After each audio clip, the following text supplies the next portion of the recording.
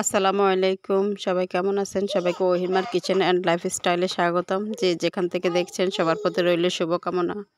আশা করি সবাই ভালো আছেন। এই তো কয়েকদিন আগে ঈদ চলে গেল, চলে আসলাম বাপের বাড়িতে বেড়াতে। বাপের বাড়িতে কয়েকদিন থাকলাম, তারপর এখন বলতেছে বোনের বাড়িতে যাওয়ার জন্য। তাই বোনের মন রক্ষার্থে চলে যাচ্ছে বোনের বাড়িতে। কয়েকদিন বাচ্চাদেরকে নিয়ে থাকবো, বেড়াবো। ভাই বোন থাকলে যে অবস্থা আর কি, একজনের প্রতি একজন আন্তরিকতা সবসময় থাকে। ছোটোবেলা তো সবাই একসাথে এক জায়গা থেকে বড় হয়েছে, কিন্তু এখন সময়ের বিবর্তনে বা বিয়ে শাদির কারণে বা এক একজন এক এক জায়গায়, সহজে কারোর সাথে কারো দেখা হয় না, অনেক দিন পর দেখা হয়। তাও ইচ্ছা ছাড়া তো ওরকম দেখাই হয় না। তাই বোনে আবদার করতেছে যে বাচ্চাদেরকে নিয়ে যাওয়ার জন্য। তো ভাবলাম যাই, বাচ্চাদেরও একটু আনন্দ হবে, ঈদের ঘোরাও হবে। আর অনেক দিন হলো বোনের সাথে দেখা হয় না, তাই রেডি হয়ে গেলাম বোনের বাসা যাওয়ার জন্য। এই তো ঘর থেকে বের হয়ে রিক্সার জন্য অপেক্ষা করতেছি রাস্তায়। একটা রিক্সাও পাচ্ছি না। এই সময় ভাবলাম একটু ভিডিও করে নিয়ে আপনাদের সাথে শেয়ার করি। বলে যে ছোট বাচ্চা থাকলে যে অবস্থা, আমার ক্যামেরাটা উল্টো হয়ে গেছে। কি করব, ছোট বাচ্চা হাতে অনেক জ্বালাতন করতেছে। এই তো মেয়েদেরকে নিয়ে চলে যাচ্ছি বোনের বাড়ির উদ্দেশ্যে।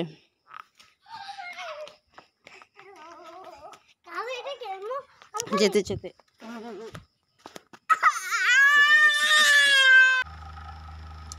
এই তো কিছুক্ষণ যাওয়ার পরে একটা দোকানে ঢুকলাম। ওখানে ছোট ছোট বোনের মেয়েরা আছে, তাদের জন্য চিপ জুস টুকিটাকি ওদের যাবতীয় খাওয়া, কেননা ফল ফ্রুট যায়নি না কেন, ছোট বাচ্চারা তো চিপ জুস পেলে খুশি। এর জন্য ওদের জন্য কিছু নেওয়ার জন্য এই তো গেলাম একটা দোকানে। দোকানদার বাইকে বলতেছি এটা দেন সেটা দেন, বলে যাও ওনাদের কাছ থেকে নিচ্ছি। ছোট বাচ্চারা যে আত্মীয়স্বজন যায় আসুক বা খালাকে দেখলে তো অনেক খুশি।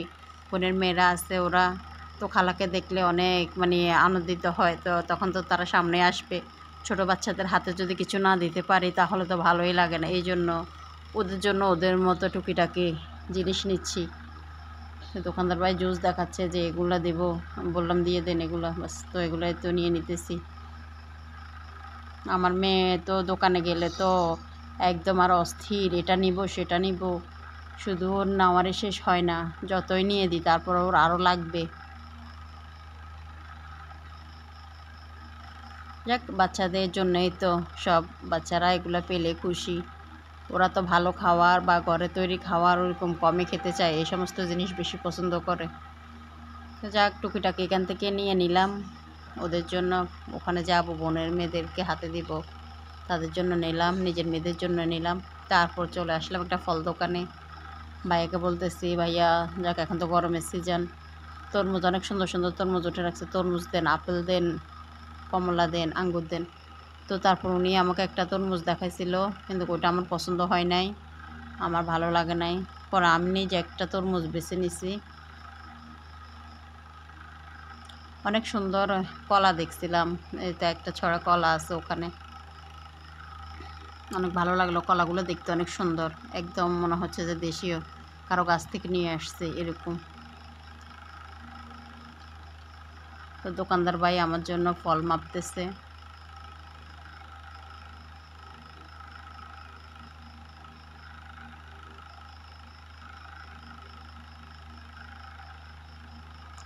আসলে আত্মীয় স্বজনের বাড়িতে গেলে খালি হাতে তো যাওয়া যায় না। এখন যেহেতু বিয়ে শাদী হয়েছে, কিংবা নিজের আত্মীয় স্বজনের বাড়িতে টুকিটাকি এটা সেটা না নিলে ভালোই লাগে না। এই তরমুজটা আমি পছন্দ করে দিছি, সরি না, এটা না, ওটা রেখে দিছি। পরে এই তরমুজটা আমি পছন্দ করে দিছিলাম, উনি এটা কাটতেছে।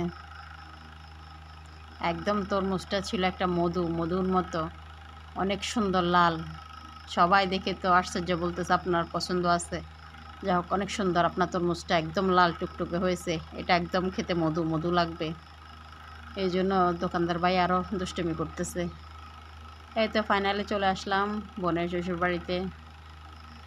আমার মেয়েরা তো খুশি, আমার বোনের মেয়ে তো দৌড় দিয়ে এসে আমার মেয়েকে নিচ্ছে কোলে। এই তো ওরা তো সবাই খুশি। যাক, এতক্ষণ পর্যন্ত অপেক্ষা ছিল, খালারা আসবে আসবে বলতেছে, সে কখন থেকে অপেক্ষা করতেছি, আপনারা কেউ আসতেছেন না। আর কি ফাইনালি চলে আসলাম বোনের বাড়িতে। অনেক দিন পর আসা, আসলে সব কিছু মনে হচ্ছে অন্যরকম দেখাচ্ছে।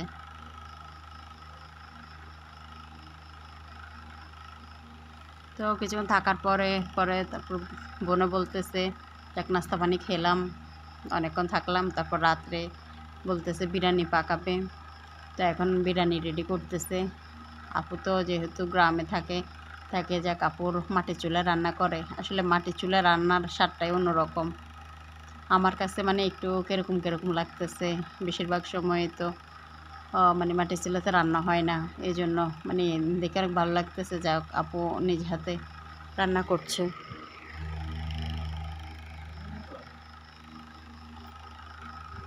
তো বাদাম দিয়ে দিল, সব কিছু দিয়ে দিল। মাটির চুলায় রান্না কিন্তু মজাটাই আলাদা।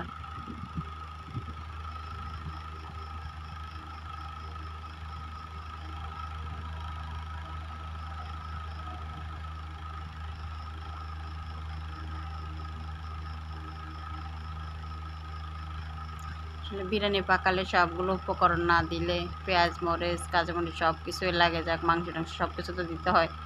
বাদাম দিলে কিন্তু টেস্টটা ভালো আসে। এই তো বিরিয়ানি প্রায় পানি দিচ্ছে, যাক বিরিয়ানিগুলো নাড়াচাড়া করে সবগুলো সুন্দরভাবে রেডি করতেছে। মাটির চুলার রান্না সেটা তো আর অনেক দারুণ হয়। এই তো ফাইনালি বিরিয়ানি রান্না করা শেষ। এখন মেয়েদেরকে খাওয়াবো, ওই জন্য নিচ্ছি। অনেক মজা হয়েছে বিরিয়ানিগুলো।